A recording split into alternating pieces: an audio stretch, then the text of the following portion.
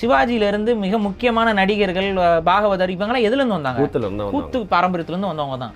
நீங்கள் சிவாஜியோட நடிப்பு பார்த்தீங்கன்னா அது உங்களுக்கு ஒரு இலக்கணம் இருக்கும். அதில் நடையே 10 விதமா நடத்திருக்காரு. ஆமாம், கம்பீரமாக நடக்கணும்னா ஒரு மாதிரி நடப்பார், ஒரு நோயாளியாக நடக்கணும்னா ஒரு மாதிரி நடப்பார், ஒரு மீனவனாக நடக்கணும்னா ஒரு மாதிரி. நீங்கள் மீனவனாக நடக்கணும்னா நிறைய பேர் அதை கிண்டல் அடிச்சாங்க. அதே மீனவனாக நடக்கிறதுல என்ன யார் நடந்தேன் அது ஆக்சுவலாக அது ஆக்சுவலாக ரியாலிட்டி. அவர் என்ன மீனவர்கள் அப்படி தான் நடப்பாங்க. ஏன் அப்படின்னா அவங்க நடக்கிறது எந்த இடத்துல?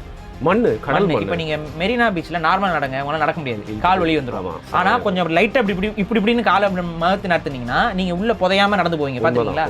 அதை தான் அவர் அதில் பண்ணியிருப்பாரு ஒரு இதில். ஆனால் அதை போட்டு ட்ரோல் பண்ணாங்க வேணும்னே. ஏங்க செம்ம ஸ்டைலாக இருக்கு. அது வந்து ஒரு மீனவர் எப்படி நடப்பாங்கிறது இதெல்லாம் வந்து சிவாஜி வந்து அதை பார்த்து ஒரு மீனவரோட நடை இதெல்லாம் அந்த இலக்கண புரிதல் இருந்தனால ஒரு நடையிலிருந்து, ஒருத்தரோட பேச்சிலிருந்து, ஒருத்தரோட சிரிப்புலேருந்து, ஒருத்தர் உடல் மொழியிலிருந்து அது வந்து ஒரு சினிமாவில் அந்த கதாபாத்திரமாக மாறுறதுக்கு இவைகளெல்லாம்.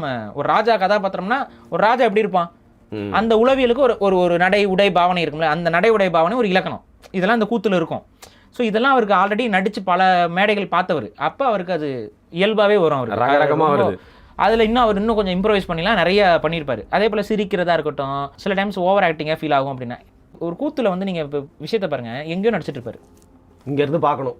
உங்களுக்கு அது முகத்தோட பாவனையெல்லாம் பெரிய அளவுக்கு தெரியுமான்னு தெரியாது. அப்போ அந்த ஒரு அழுகையை வந்து வெளிப்படுத்தும் போது அவர் உடலையும் சேர்த்து அவர் பண்ண வேண்டியதாக இருக்கும். இப்போ இன்னைக்கு நடிகர்கள்லாம் பண்ணுறாங்கல்ல, அழுகிறதுனா வந்துட்டு இப்படியே நின்றுக்கிட்டு ஒரு ட்ராப் தண்ணீர் மட்டும் இப்படியே போகிறதுனா எவனுக்கும் நோட்டே ஆகாது.